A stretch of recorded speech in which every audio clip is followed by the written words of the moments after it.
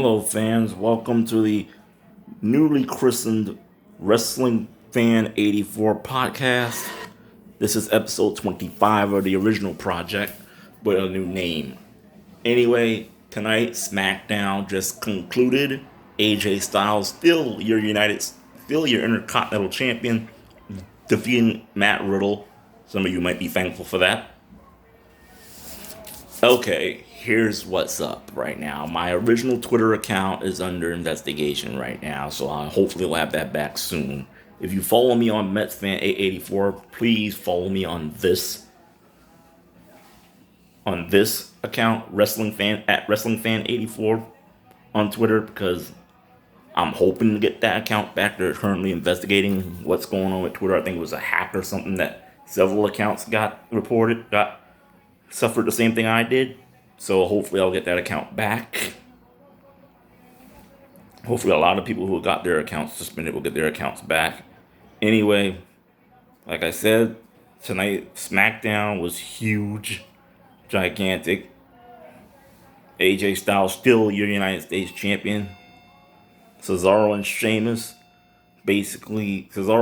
Nakamura basically left the New Day lying. We'll see that match. I'll preview that match coming up when we do the match previews coming up, which will start soon.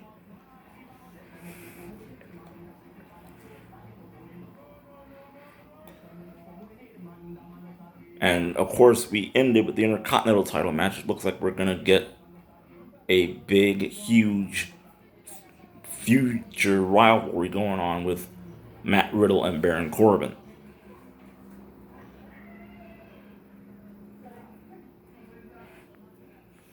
Okay, I'm looking for how I can do the card.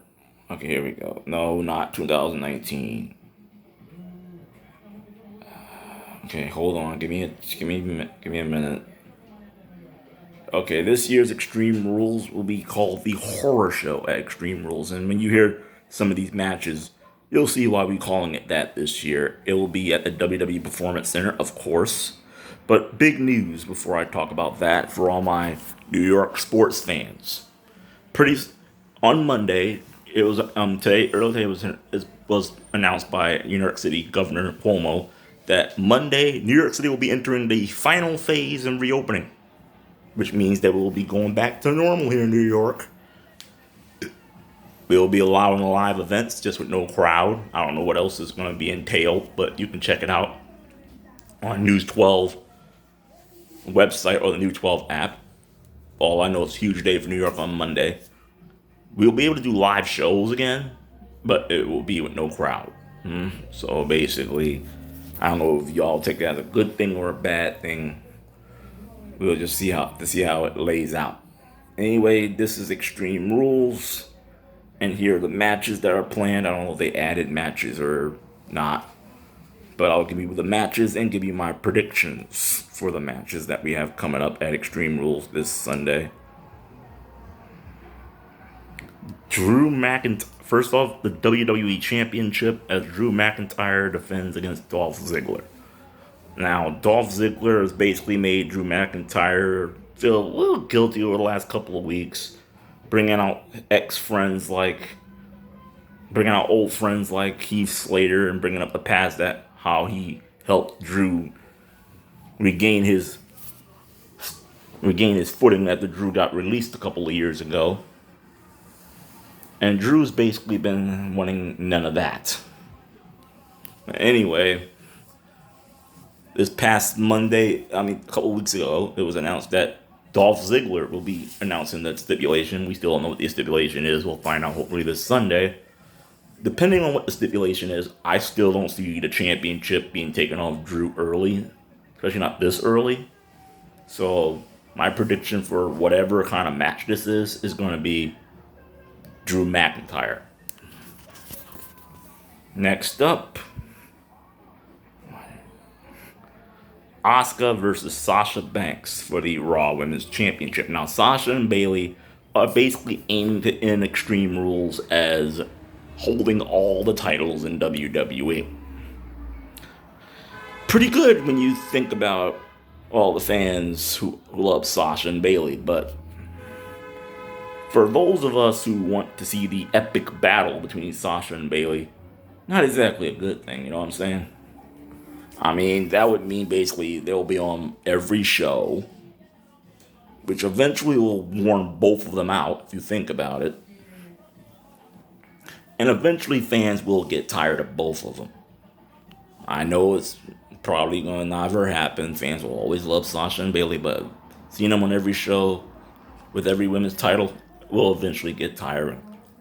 But I don't see WWE taking the title off Asuka. I'm sorry, I don't see it happening. I see if it does happen, it's going to happen from someone from the Raw brand. So I'm predicting Asuka to retain. Next up, Bayley versus Nikki Cross for the SmackDown Women's Championship. Now, Nikki Cross won a big number one contenders match earlier this month to face Bayley for the title. Earlier tonight, you saw Bayley and Sasha defeat Nikki Cross and Asuka. Asuka was the special guest, by the way. If you haven't guessed who was the special guest on A Moment of Bliss. Then Nikki Cross attacked Bayley and Sasha backstage, had to be pulled apart by referees and Alexa Bliss. And basically this match picked up steam heading into this Sunday. Now, might come a little surprising coming from your boy, but I don't see Nikki Cross winning this match. I see Bayley retaining the championship and going on to the build-up of SummerSlam, whatever they're planning for SummerSlam, with these two as tag team champions and with Bayley still as the SmackDown Women's Champion. Next up, the first ever Wyatt Swamp match. And I don't know what the rules of this match is going to be. This is basically going to be one of the reasons why this Extreme Rules is going to be called the Horror Show. A swamp match. A Wyatt swamp match. We've all seen Bray Wyatt. The guy's creepy as hell. Now, picture Bray Wyatt. You've seen the Wyatt family swamp. We saw it tonight. Imagine a match in that swamp. Imagine even living in that swamp. This is going to be the most weirdest, most bizarre match in World Wrestling Entertainment history, probably. And your boy's seen a lot of matches. I've seen Hell in a Cell, I've seen Elimination Chamber, I've seen Punjabi Prison. Hell, I lived through both hog pin matches. But this is going to be weirder than all of those put together. This is going to be even weirder than the Boneyard match. Apparently, I think this is going to be another cinematic match. Been doing a lot of cinematic matches this year, and those all have been good. There have been awesome cinematic matches this year. We're going to see another one, hopefully. There's going to be one. Now, I don't know about you, but I'm picking Bray to win this match. Because I think Bray's going to bring the monster out of Braun, but at the same time play a little mind games with him like he did with John Cena at Money in the Bank. So, I see Braun Strowman going down at the hands of Bray in this match. Next up, a match that most of you are probably still scratching your head about. The first ever eye for an eye match. Now,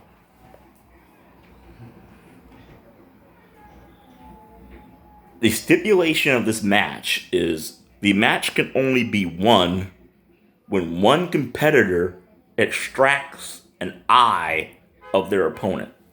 That means either Rey Mysterio or Seth Rollins are going to take one of their eye, take one, either Rey Mysterio or Seth Rollins are going to take the other person's eye out of their heads.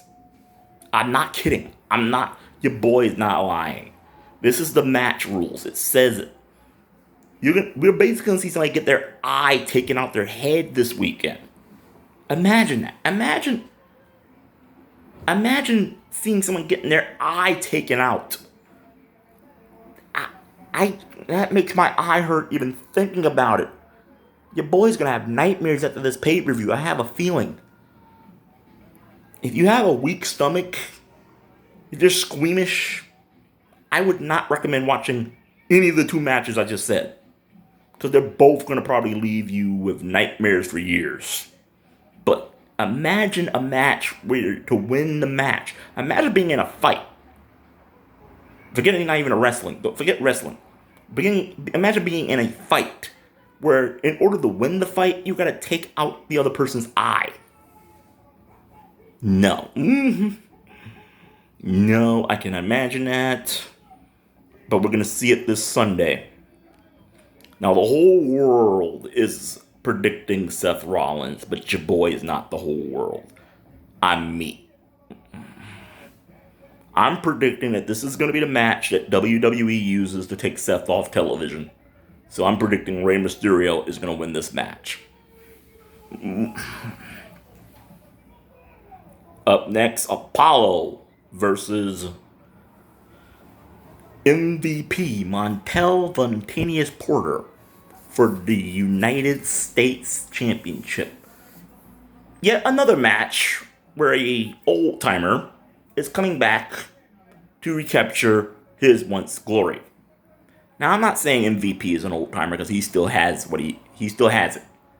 You never lose it once. The good ones never lose it. But Apollo just won the United States title last month. And to be honest with you, I don't think anybody wants to see him lose the United States Heavyweight Championship this early in the game. So, without even all the hogbog, I'm predicting Apollo Crews to win this match. And finally, in a tables match. It was a tables match. It was decided upon a tables match tonight when Cesaro defeated Big E. It will be the New Day, Big E and Kofi Kingston defending the SmackDown Live Tag Team Championships against Cesaro and Shinsuke Nakamura. Now, Cesaro went on this whole rant a couple of months ago about how he's overlooked. Which I gotta agree. I mean, Cesaro is probably one of the most athletic guys on the roster, and the guy has not been a world champion yet. I mean, 6-time world tag team champion is not bad. United States champion is not bad, but let's be real. Cesaro's good enough where he should at least been WWE or Universal champion by now. But for some reason, this company keeps holding him under their thumb, and I can understand my man's frustrations. But let's be real here, folks. Cesaro is good enough to be a world champion. Shinsuke Nakamura is the same way. Now, a tables match, for those who've never seen a tables match, and if you've never seen a tables match, look on WWE Network. I'm quite sure they have a plethora of tables matches. The winner of the match has to put their opponent through a table. In a tag team tables match, only one competitor has to put one of their opponents through the table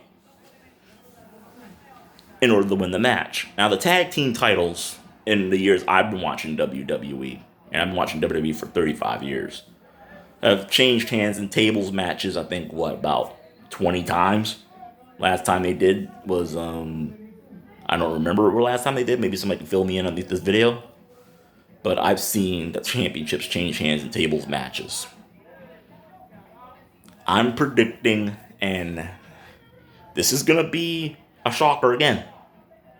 I'm predicting Cesaro and Nakamura to walk out of Extreme Rules, the horror show, as your new WWE SmackDown Tag Team Champions. I'm predicting if any championship is going to change hands this coming Sunday, it's going to be the SmackDown Tag Team titles, because I don't see any other championship on this card changing hands unless they surprise us, shock us, and have both Sasha and Bayley lose. That would probably be the biggest shocker of the year. It would probably piss a lot of people off, too. But when has Vince McMahon ever been scared to piss someone off, right? Okay, tonight. Apparently, I owe a lot of you people on Twitter an apology, because apparently now Lacey Evans is a heel. She had a match with Naomi tonight. She did a little trickery, tying Naomi's braids to the ropes. and then hitting her with the woman's right to win the match. So apparently now Lacey Evans is a heel, which is kind of a shame when you think about it. I mean, she was such a good babyface, but you got to think about it. It's like I said on Twitter earlier today. Certain characters in WWE are good at playing one thing. Their gimmick just screams for one thing. Let me give you some examples. Melina, and in my opinion, Melina and Sasha Banks. Their gimmicks scream heel. Scream it. Heel. You cannot turn them face. JBL, he was a heel. His gimmick screamed heel. Lacey Evans is the sassy Southern Belle. You could have played her as both. I just feel when it comes to Lacey, WWE really didn't try that hard during her babyface run, so they had no choice but to turn her heel. But when you factor in the fact that maybe sooner rather than later, Sasha Banks is going to be SmackDown Women's Champion and she's going to be a babyface, probably that's why they turned her heel. That way we'll see a babyface Sasha versus a heel Lacey. Wouldn't be a bad idea, right? But WWE really needs to stop with the sudden heel to babyface to heel turns. We saw that back in 2004 when they drafted Booker T to SmackDown. Booker T was drafted to SmackDown as a babyface. They turned him heel, then he turned babyface. They really need to stop with the back and forth, turning people into the next Big Show. Speaking of Big Show, it was announced this evening that the Big Show will go one-on-one with Randy Orton in an unsanctioned match this coming Monday night on Monday Night Raw. Now, your boy's going to give his prediction now for that match. I know it's not a pay-per-view match. I know it's just Raw. I know it's Big Show with Randy Orton. But I'm giving a prediction for that match. It's unsanctioned. Randy Orton's been on a hot streak lately. This match is going to end the same damn way his match with Christian ended 3 weeks ago. Punt to the skull. Bye-bye Big Show. Enough said. I ain't got to explain no more. Anyway, hit the subscribe button. Hit the bell next to it so you can know when I'm posting more of these podcasts. Hopefully by Monday when I get this podcast back up for episode 26, I'll have my old account back. If not, I hope this account stays as long as my last account did. Eric Bischoff, Lacey Evans, John Cena. That's what I was followed by on that last account, and I hope they follow me on this one, but I'm not going to base my fun on Twitter over who follows me, because basically that's what made my last account not that fun. Basing my account on who follows me. I tell everybody that on Twitter whenever I get a chance. If you want someone to follow you, like say I want Lacey to follow me, ask them one time, then wait. Because half these guys are not on Twitter a lot where they follow you and stuff. I figure I already am followed by Lacey on Facebook. On Instagram. So if she doesn't follow me on Twitter, it's fine with me. I'm still followed by her on Instagram. I still have followers who are followed by her, so it's not that bad. Anyway, subscribe, like this video, comment on the bottom. And I want to hear your comments about your favorite moment in the women's evolution. Follow me on Twitter at WrestlingFan84. I will let y'all know if my old account gets reinstated. If not, I'll keep this one. Follow me on Instagram hold on, gotta remember my Instagram because I don't remember my Instagram off the top head. Gotta change my Instagram name earlier today. Follow me on Instagram at WrestlingFan884. I will see y'all Tuesday. We'll be reviewing Money Extreme Rules and Monday Night Raw.